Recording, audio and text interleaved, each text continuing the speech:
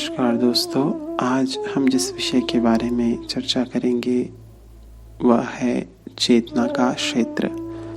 भारतीय चिंतन में चेतना का मूल स्रोत स्वयं परमात्मा है, जिसे सत चित आनंद रूप में परिभाषित किया गया है। इसका चित्त स्वरूप चेतना का द्योतक है।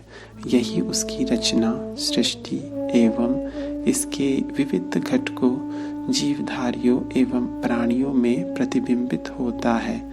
इसी की प्रेरणा सृष्टि के कण कण में स्पंदित हो रही है। उपनिषदकार के शब्दों में आकाश, पृथ्वी, जल, वायु, अग्नि, ब्रह्म, महेश जो कुछ है और नहीं है, यह सब चैतन्य ही है।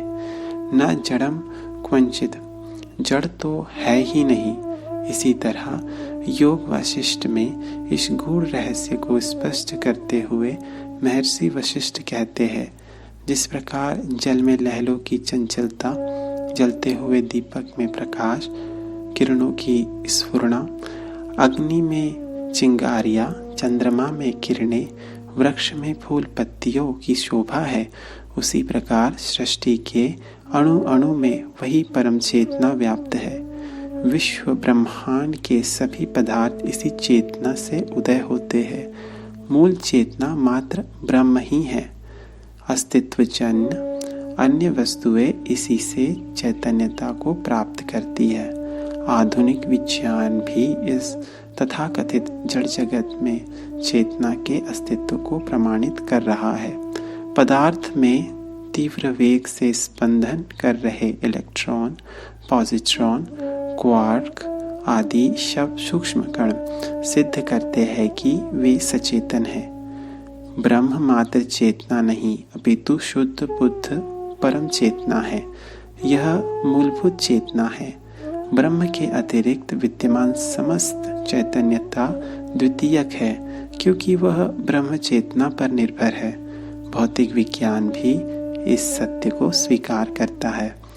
नोबेल पुरस्कार विजेता भौतिकविद विग्नर के शब्दों में, दृष्टा चेतना का संदर्भ न लिए जाने पर क्वांटम भौतिकी के सिद्धांतों का प्रतिपादन सही रूप में करना संभव नहीं था।